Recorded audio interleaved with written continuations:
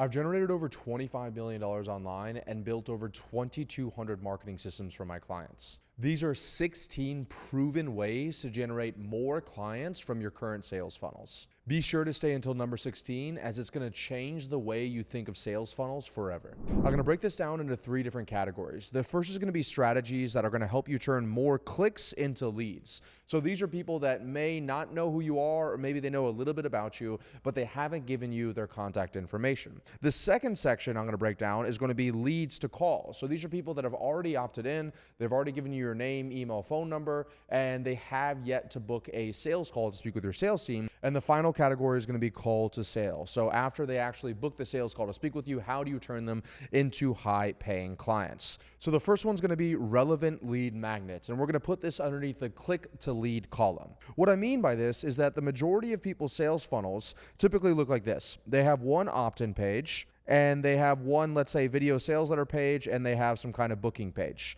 And they send all of the traffic to this one opt-in page right here. The problem is that your offer likely is more nuanced than whatever you're talking about just on your opt-in page. So if you just said the same messaging over and over again, and you keep on sending all this traffic to the same opt-in page, and they don't opt in, then just having them go back to the same opt-in page over and over and over again is unlikely to get them to actually become a lead. So instead, what we've done, it's a little bit more complicated, but it works very well, is we've started to create relevant lead magnets that are different opt-in pages that we can use to then send people to the video sales letter. So we're still capturing the name, email, phone number from these lead magnets. We're just bypassing this one that they've already seen 3, 4, 5, 6, 7 times, and we're sending them to the video sales letter. So you could have a lead magnet here, you could have a lead magnet here. And when I say relevant lead magnets, I mean that you're not just throwing up any lead magnets. You want them to be relevant to your offer. So I want to make sure that whatever they're opting in for is similar to what I'm going to say in my video sales letter or on my sales page, but also I can make it relevant to the content that I'm creating. So one of the main ways that we generate leads, calls, and sales for our company is through organic content, just like this. That's exactly what we help our clients do. We help them build brands and use that brand to generate leads, calls, and sales organically and on autopilot. And so the nice thing about content is that, let's say, for example, in this video here, when I break down all 16 of these different ways to generate more clients from your sales funnels, I could maybe eventually give away these whiteboard drawings that I have in a lead magnet for you. And so because you've watched a video about these 16 things and you've watched all the way to the end and you like it, then if I make a call to action, say, if you want these whiteboard videos, go down below and opt in and I'll send it your way. Well, I'm going to have a way higher likelihood to get your name, email, phone number than if I said, hey, if you want to work with me, go down below and opt in. So in both cases, I'm going to get somebody to give me their information, but in the whiteboard example, that lead magnet example, it's going to have a way higher click-through and a way higher chance of them becoming a lead. And of course, we're sending them all to the same video sales letter, so it achieves the same outcome. Number 2 is going to go into the lead to call section, and it's going to be email automations. And what I mean by email automations is after somebody does become a lead, what are you doing in your email sequences in order to book them on a sales call on your calendar? So if you're hoping that they just become a lead and that on that page, let's say your video sales letter page or your sales page, whatever else it is, they just book a call and become a client, you're missing out on a huge opportunity to turn more leads that don't book calls into calls later on. And the best way I think to do it, actually, I think one of the most underrated ways is through some kind of email sequence. So for example, let's say somebody opts in, they're going to get over the next 1 to 2 days, let's say 3 to 5 emails where you're going to almost introduce them to who you are, what you do, how you're different than everybody else, your social proof, et cetera, in order to get them to book a call to speak with your sales team. And so for us, we traditionally see, let's say, I think about 30% of our bookings come from this email sequence, not email campaigns. I'm talking about the automated one that people go into after they become a lead. And remember, we're generating more leads from that relevant lead magnet. And so we want to make sure that we're educating these leads before they hop on the sales call to speak with us. And a lot of people still consume and enjoy reading emails. And so we created something we call the new subscriber sequence, and it's taking people through the journey very methodically of explaining, welcome to the email list you just opted into. My name is Ravi Abuvala. I'm the founder of Scaling with Systems. We build marketing systems for our clients to help them, grow their business. And these are the ways that we do it. And here's a case study and here's a testimonial. And so I'm taking them along this journey so that even if they never watch one video from me, even if they, don't go through my video sales letter, don't watch my organic content, et cetera, they can know everything that we do and what makes us different from our competition just from this email sequence. And yeah, you're right. Some people tell me that when I say that I send 4 emails over 2 days, some people say that, oh, that's too much, people are going to bounce off. But I'm traditionally okay with that, because the people that do stay on, those are typically the people with the highest intent. So I don't just want the biggest email list in the world. I want the biggest email list of the world of the highest intent, highest quality people. And that's why I have this new subscriber sequence. The other thing that I think the new subscriber sequence can do really well for you is it can, and I'm going to talk about this a little bit later, it can help distribute some of your content. So for example, in the second email, we reference my Instagram. In the third email, we reference my YouTube. So if somebody came in and they maybe never watched the video sales letter, they didn't book a call, but then they go check out my Instagram and they look at a few reels there, they watch a story, and then they go to my YouTube, then even if they don't book when I say, let's say, make a call to action in this fourth email over here, they might actually book when I send them to my YouTube or when they check out my Instagram and make a call to action there. So not only do you get more calls from your leads when you create this email sequence just from this last email here where you're saying, hey, this is a really strong push for you to book a call to speak with us, but in addition to that, you're also going to get people booking from sources you're not even going to be able to attribute it to, like when you send them to your YouTube, your podcast, your Instagram, et cetera, et cetera. Our third strategy is going to be in that same lead to call section, and it's going to be email campaigns. Now, email campaigns are different than email automations in the sense that an email automation is the exact same 4 or 5 emails that people get after they become a lead inside of your company, no matter where they come in from.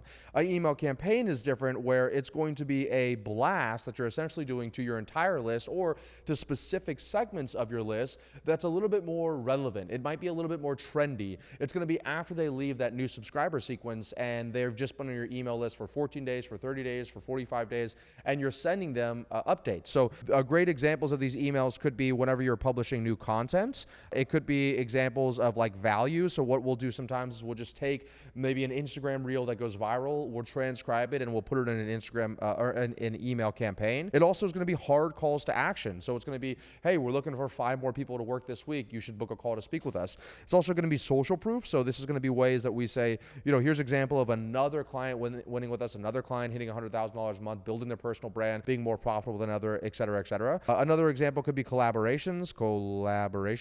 This is going to be when I am getting on a podcast with somebody else and I say, hey, if you let me on your podcast, I'll blast my email list. I have an email list in the hundreds of thousands. And so I send that over to their audience and they really love that. Another great example here is going to be, we'll talk about this in a moment, but one-time offers. So a few times a year, you can generate a huge amount of money for your business if you do some kind of insane one-time offer. And this email list is one of the best ways that we're going to do that. And the final way that we use our email campaigns is going to be actually for hiring and recruiting.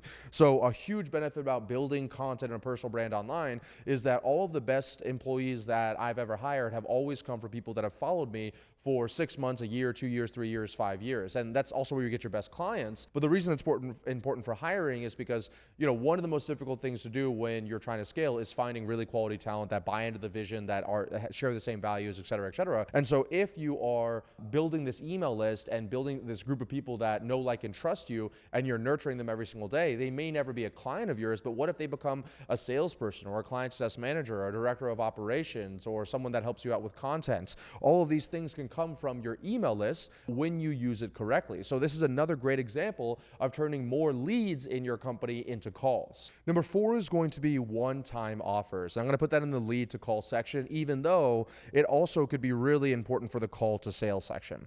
And one-time offers are exactly that. It's when maybe 2 times a year, you make an insane offer to your audience where you're saying, hey, for the first time ever, we're offering this new thing here. If you want to get access to it, then book a call down below to speak with us. And just to show you kind of the theory behind this, and I have a great video on my channel called, if I needed to make $50,000 in the next 4 days, this is what I would do. So that goes more in depth on this. But let's just say, for really easy examples here, this is the price of your offer. So let's just say it's $10,000. And then this is the perceived value of your offer. And let's put this at 10K and let's put this at 20K. Okay. And now it's important I say perceived value because I'm not saying what you think it's worth. I say what the market thinks it's worth. And so right here, this difference is a 2x between the price and the value. So if I come and say, hey, if you spend $10,000 with me, you feel like you're going to get $20,000.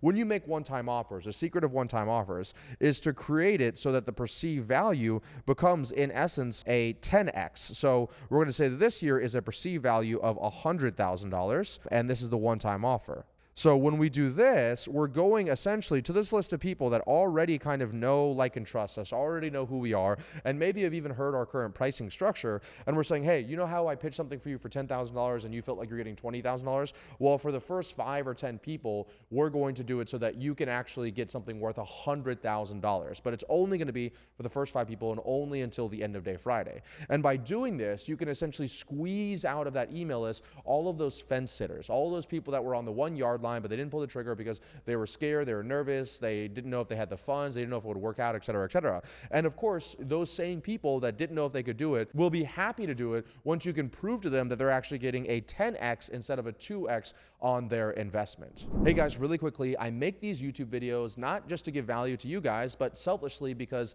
these videos generate us 5 to 15 qualified sales calls every single day on our sales team's calendar, totally on autopilot. And the best part is it's free.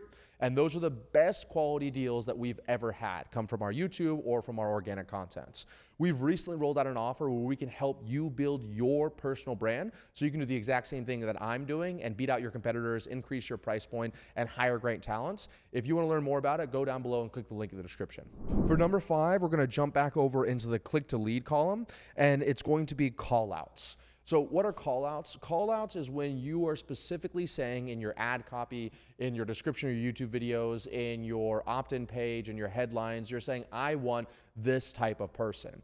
Now, how does this lead us to more leads? Well, we don't just want more leads, we want more qualified leads. And I can't tell you how many times, literally this came from a call I had with a client yesterday. They were saying, hey, I'm not getting this type of person. I really want this type of person, and I'm getting all these unqualified people. And I said, okay, well, let's look at your ad copy, your opt-in page, et cetera, et cetera. And I said, where on here are you calling out this specific type of person?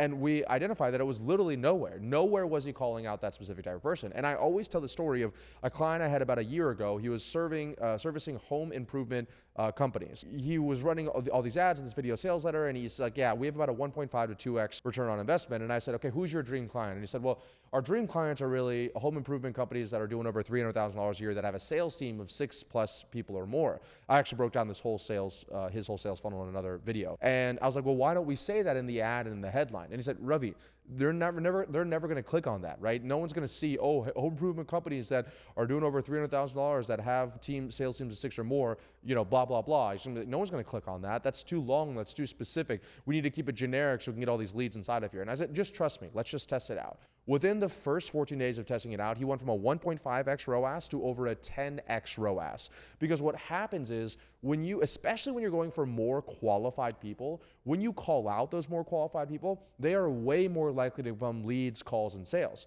Because, for example, let's say that, and this is actually with a mindset client I was talking to yesterday, and they help people with their mindsets to unlock, you know, growth in their business, et cetera, et cetera. And all of their messaging was super generic. It was like for busy professionals and entrepreneurs, you know. And I was like, look, if I, you know, an 8-figure business owner, if I saw this feels like it's very beginner focused. This feels like you're literally trying to call out to people that are broke, that are like working a 9 to 5. And there's nothing wrong with that. But I'm thinking in my head, well, I'm a little bit past that. I'm a little bit more advanced than that. So this isn't for me. But if we change the messaging, so for him, we changed the messaging to, it actually was attention Muslim entrepreneurs doing over 10K a month. Now he's going to get that specific person, and those people, those Muslim entrepreneurs doing over 10K a month, are going to feel like this is exactly what I need. This is relevant to me, right? So by adding this specific call out and getting really, really clear on who you want, you're going to obviously have that person attracted into your funnel. And then the people that aren't qualified, the people that aren't making 10K a month or that aren't your ideal avatar, they're going to be way less likely to go through your funnel. For number 6, we're going to put it underneath lead to call, and it's going to be social proof. Social proof is any images, testimonials, or case studies where somebody is essentially proving that you can do what you're talking about. So you're making these big promises in your marketing campaigns, your ad campaigns, your content, your video sales letter, et cetera, et cetera. And it'd be great if everyone just trusted your word for it. But in reality, people want to see referrals. They want to make sure that you actually know what you're talking about. And so putting social proof on your sales pages, in your email campaigns, in your retargeting ads, in your content online is a really great way to turn more leads, people that already know, like, and trust you, into actual sales calls, because they need to see this has worked for somebody else, and so it's going to work for me.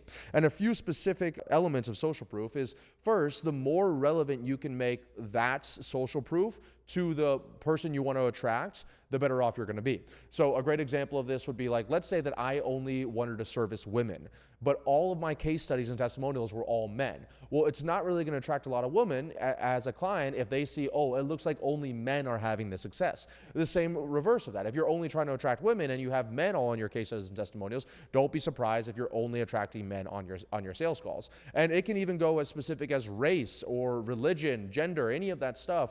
The more that person identifies with whoever you're showing is like, hey, this is somebody who got great results for working with me, the more your dream avatar identifies with that person, the more throughput you're going to have from leads that become sales calls. And a few really great examples, I mentioned them earlier, of places to put social proof is going to be in ads. It's going to be in your content, like stories or pinned posts. I'll put that right here. It's also going to be in your video sales letter page. So on the VSL, in the VSL, et cetera, et cetera. It can be in your email sequence. It can be in your email campaign. So remember, we talked about the difference in those a little bit earlier.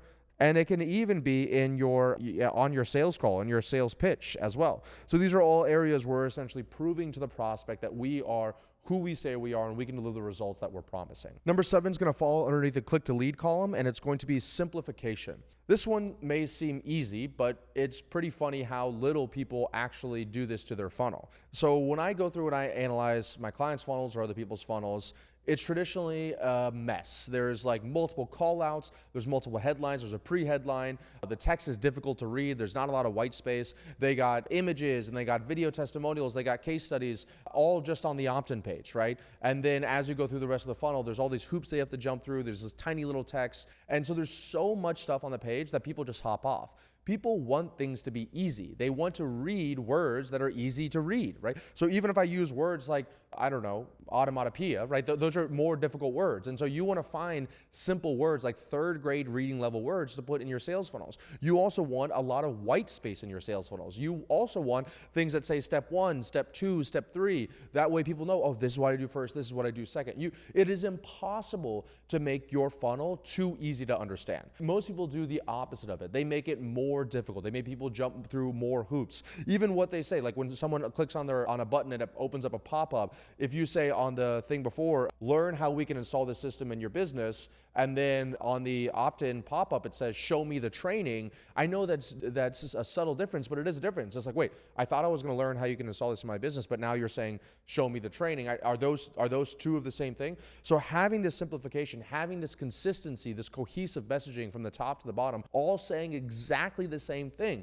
If you look at my my opt-in page, then you look at my video sales letter page, then you look at my booking page, 3 of the most important pages in any sales funnels, you will see that the headline, that section at the top, is literally the exact same. There's not one word difference between all 3 of them. And that's because I want people to get that same message over and over and over again. And I want it to be cohesive and consistent, and so they feel safe and they feel like they know what's going on, and it's going to have a way higher likelihood of that person actually going to take the next step with us. Number 8 is going to go underneath lead to call, and it's going to be to shorten your video sales letter. Now, there's 2 main ways that you can do this, but first let me tell you why this is important.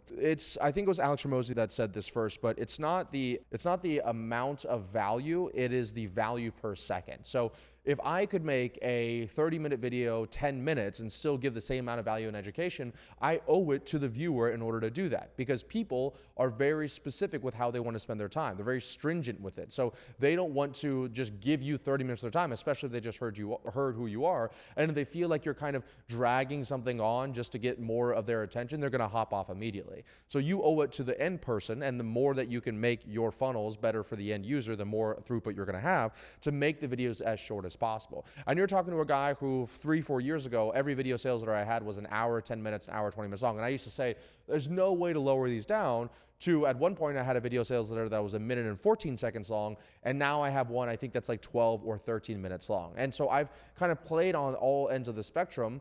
And I feel like, in my opinion, if you can get a video sales letter between 10 and 20 minutes, that's a really, really great sweet spot. And Wistia, which is a video hosting platform, they come out with studies every single year. And there's obviously a direct correlation with how long a video is and how long people actually stay on the video to watch the full thing. And so I think they said that the average video that's over 60 minutes has less than a 5% average engagement. So people are only watching 5% of that video. So if you're saving all of your pitch and your offer and what makes you different, all this stuff, to the last 10 to 20 minutes of the video sales letter, then you're having 99.9% of people never even watch that stuff. Versus if you're somehow able to condense all of that stuff down into a 10 to 20 minute video by reformatting what the video sales letter says, and what order and what sequence and how deep you're going on things, and simplifying things, you're gonna have a way higher likelihood of people watching that video before the call, and thus being more likely to show up, close, pay in full. The other way that you can shorten a video sales letter, and this is a little hack I have for everyone here, is to actually increase the speed by 1.5x. So in all of our video sales letters, what we do is we use a software to actually increase the way that I'm talking, which many of you give me in the comments that I already talk too fast as it is. But in my video sales letter, we crank it up to 1.5x, and then we adjust the audio so I don't sound like a robot and it kind of sounds smooth. And that way, even when people are watching it, they can even increase it 2x from there as well. So really, they can get up to 3 times speed. So I could make a 60-minute video, and if they were watching it on 2x of my 1.5x, it would essentially be whatever that is, 20 minutes and a 60-minute video that I condense it down to. So that's getting a little bit more advanced. I would recommend, though, everybody here, if you can, put all of your video sales letters through that 1.5x software. And when you do that, you're going to have a higher engagement, and that's more likely to lead to more book calls. Number 9 is also going to fall in this lead to call section, and it's going to be appointment setters. I have a whole another training on YouTube where I go deep into appointment setters, but the idea behind this is that you can have a person, and probably eventually just purely AI, move more people from leads to sales. So your typical sales page, you're going to have an opt-in, you're going to have your video sales letter, and you're going to have your, let's just say, sales call, okay? And so there's something called self-booking, right? And this is when somebody, they go through on their own. They opt in here, they watch the video sales letter, and they show up to the sales call without anybody ever talking to them. That's typically, let's say, 10 to 15% of people. But then the other nice thing is that there's typically the largest drop-off is going to be people that go to the opt-in page and they never watch the video sales letter. So if we're saying 10% of people actually self-book, then that means that 90% of people actually drop off after they give you their information. And so if you have an appointment setter, this is just a human being, calling those leads, messaging those leads, texting those leads, and emailing those leads, you can actually get an additional, let's say, 10% to 20% of people to book on the calendar. And if you're getting 10% here, you're talking about maybe doubling, even tripling your business through the use of appointment setters. And we've seen it happen time and time again. This is why we have appointment setters in our business as well. Because what happens is somebody opts in because they say, hey, this is what I want. And then they were going to go watch the VSL, but maybe the VSL, it didn't feel like it was specific enough to them. Maybe their dog pooped somewhere, their kids cried, they were on the toilet, whatever else it is, and they opted out. And so you're going to try everything you can to try to get them back to the video sales letter page, or you could just do the thing that's been happening since the dawn of time, and you can just have a human being talk to them and say, hey, I saw you just opted in to check out this training, you didn't book a call, can I ask why? Or, hey, I just checked out your Instagram profile, saw that you were a coach that's helping, women with dating. That's amazing. We've helped a lot of clients do that. I can maybe hop on a 10 to 15 minute call and show you some strategies that we've used. Is that cool with you? And get them on a discovery call and the sales call. So all of these are ways where you can essentially push more people through your sales funnel. Like I said, I have a whole nother training on appointment setters, but it's not uncommon for an appointment setter, if you do it correctly, to have one appointment setter double your entire business. And so let's say, for example, let's say that you're having an appointment setter come in your business,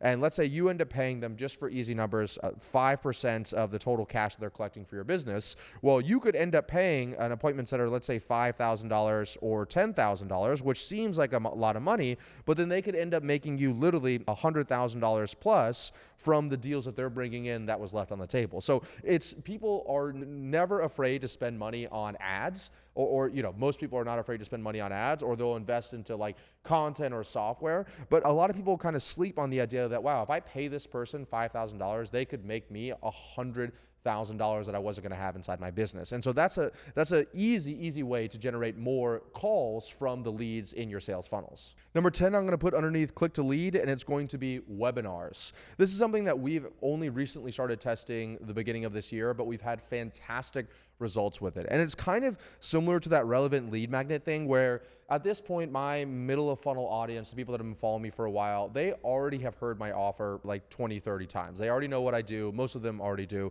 And so me trying to send them to the same opt-in page, the same VSL over and over and over again, it's going to be a point of diminishing returns, meaning that it's going to work less and less well over time. And so what a webinar can do is it adds this other element to your marketing system where, let's say once a month or once a quarter, you host a live webinar for your entire audience, your socials, maybe your top of funnel ads, your middle of funnel ads, and you're essentially saying, hey, sign up for this webinar where I'm going to go over this crazy thing that you want to hear about. And I put it underneath the click to lead column because the majority of the time, the people that are going to show up to this webinar or opt into this webinar are people that have never opted into your stuff in the past. And so let's say you get 500 registrations, you might have 400 of those people have never opted into your stuff previously, but because you did this new trending cool thing, you're able to get those people into leads, and then you use all these other strategies to turn them into calls. But you could also use it to people that are already leads that never booked a call because they already saw the VSL, it didn't relate to them, or maybe it's people that actually even spoke to your sales team, but your sales team did a bad job trying to close them or something like that. On this webinar, you can do a presentation, and then at the end, you can do a actual Q&A section where you can host it like a sales call, answer people's questions, and show them how your specific offer can be relevant to their business or whatever you're selling them. And now they're thinking, oh, wow, this actually is the right thing for me. And the end of the webinar essentially becomes like a little mini sales call. So even though it's a really great way to get people into your pipeline that have never entered your pipeline before, you can also turn more people into calls and sales through that same strategy. Number 11 is going to be content retargeting. So this is different than what I'm going to talk about in a moment here, which is direct retargeting. Content retargeting doesn't have a call to action.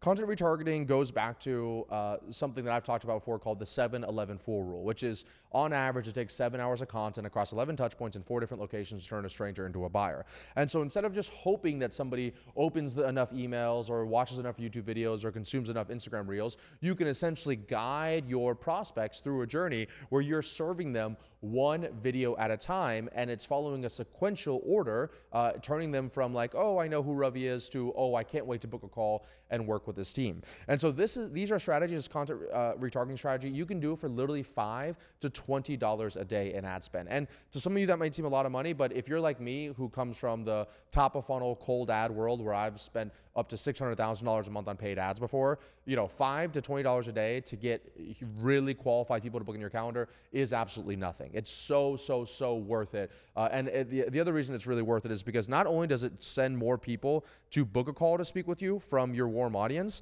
what we've also noticed, and there's a direct correlation with this, was that it actually turns people into more likely to buy. Because if you do that content retargeting strategy correctly, then after they book the call, when they watch 3, 4, 5, 6, 7 videos from you, and you do those videos correctly where you're showing, here's my unique mechanism, here's what we do, here's how it works, then when they get to that sales call, they're less curious and they're more serious. They know what you do, and they're not getting on a sales call just to say, oh, like, what is it you guys do and how does it work? They're getting on a sales call to say, I know what you do, I know how it works, now tell me how it's going to work for my specific business, right? And that's a world of difference. If you don't believe me, ask your sales team. That's a world of difference for closing deals. That's how you go from a 10 to a 15% close rate to a 35 to a 45% close rate. Number 12 is also going to go underneath the lead to call column, and it's going to be direct retargeting. So I mentioned this a moment ago, but this is going to be less of the, oh, here's the content and here's some reels for to watch or some YouTube videos to watch, and more of, hey, you've seen my content before, I know what I'm talking about, you should book a call to speak with us. We had a good client of ours, his name's Christian, he's a fitness influencer. He came on and he was just running organic content. He was just doing DMs saying, hey, DM me. He had like 800,000 followers on Instagram, and he was doing really well. I think he was doing like $150,000 to $200,000 a month. On his onboarding call, I set up a retargeting campaign for people that already followed him or visited his profile, pretty much doing the same direct messaging calls to action he was doing in his organic content, but I just made it through paid ads just to his warm audience. And he 3x'd his business within the next 2 months, because now instead of just like on Instagram, you could have a small percentage of people seeing your content, you're having 100% of the people see the content. And so because of that, we were able to, like I said, 3x his business. And he was spending, like, because it's direct retargeting, you're talking about $50 a day on ads, and he was getting back like 10x that amount of money. So if you're not using direct retargeting, I highly suggest it, because you don't have to necessarily crack the cold Facebook ads strategy, which is really difficult to do, or cold top of funnel strategy. But instead, these are people that already are on your email list, they've consumed your content, they've visited your website, and you're just kind of putting something in front of them and saying, hey, you haven't booked a call yet, why don't you just go ahead and do that right now? And that can be add a pretty significant amount of additional book calls for your sales team's calendar. Number 13 is going to be the first one we put underneath our call to sale column. I know that you guys were feeling that column was a little lonely, and that's going to be the pre-call sequence. So this is after someone has actually booked a call to speak with you, but before they've actually showed up to the call, what kind of content are they getting, right? What is their exposure to your business and your brand? How are you trying to frame them correctly? This is an area that I think is really, really underutilized, or not enough people pay attention to it, because it is, if you think about it, one of the most important things after someone books a call to speak with you, because the frame, or what someone thinks about coming into the sales call, will make or break a sales call more than any kind of sales strategy or closing secrets or sales framework, et cetera, et cetera.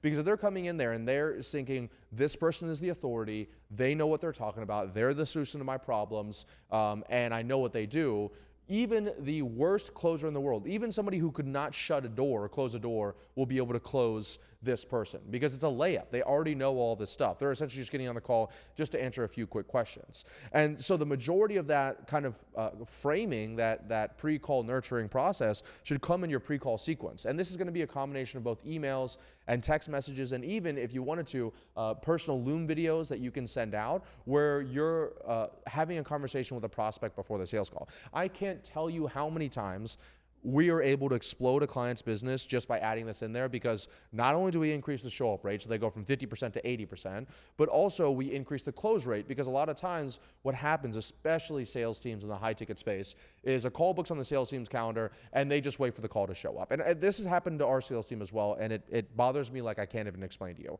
It's like, oh yeah, I got a sales call on my calendar. Oh, they didn't show up. They did nothing beforehand to make sure the call shows up, and they do nothing afterwards to try to get the call back on their calendar. Those are the laziest salespeople in the world. You do not want those people on your sales team, okay?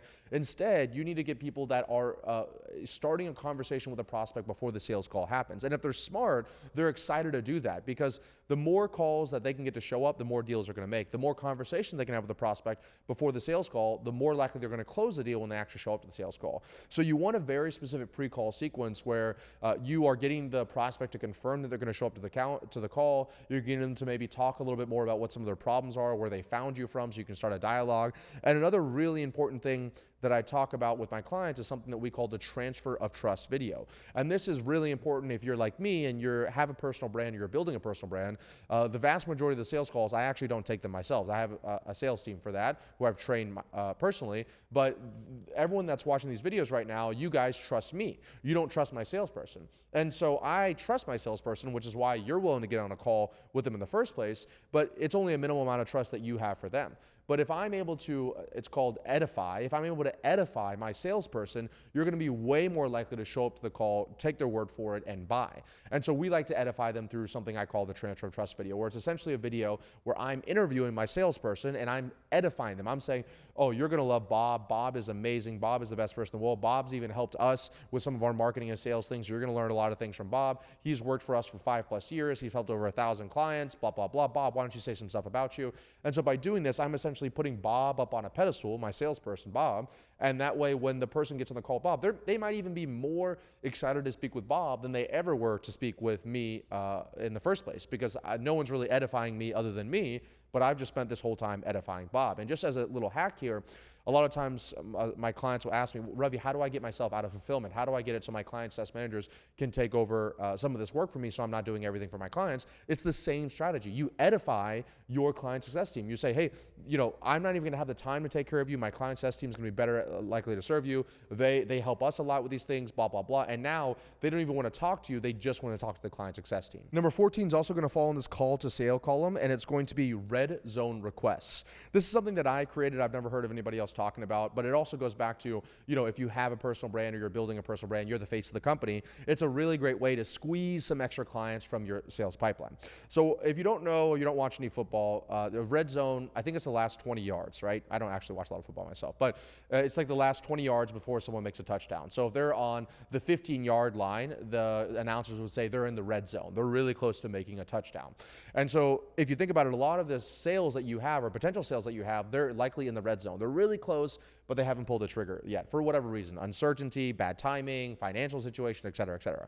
Well, going back to you having a sales team, if you have a sales team and they've had the relationship with this person the entire time, but the prospect still trusts you because you're the face of the brand the most, well, then you can set up a system so that the salesperson can essentially tap into your personal brand and have you help close a deal for them. And the way that we do that is we have a form that our sales team will fill out, and they will put in the prospect's name, email information, the sales call recording, the sales call transcript, what the salesperson recommended to them and why they recommended it to them, what the biggest objections are, and anything else I need to know about the prospect. And they'll send it over to me. It pops up as a task for me in Asana, and then I will just review it every single day. I probably do, let's say, 2 to 4 a week, so we don't use them all the time.